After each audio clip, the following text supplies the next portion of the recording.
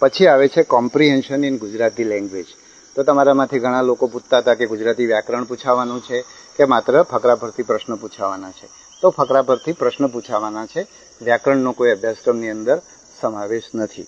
હવે ફકરા પરથી પ્રશ્ન પૂછાવાના હોય તો એમાં તમે શું વાંચી શકો?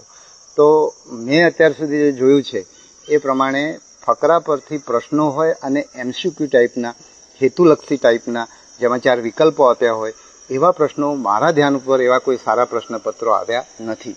તમારો અભ્યાસક્રમ જ્યારે ઘડવાનું સરકાર લેવલે ચાલી રહ્યું હતું ત્યારે હું આનો અભ્યાસ કરતો હતો, તો મને એવા કોઈ પ્રશ્નો, એવા કોઈ કોમ્પ્રિહેન્શનને એવામાં યોગ્ય કહેવાય એવા પ્રશ્નો એવા પ્રશ્નો કે એવું સાહિત્ય મારા ધ્યાન પર આવ્યું નથી.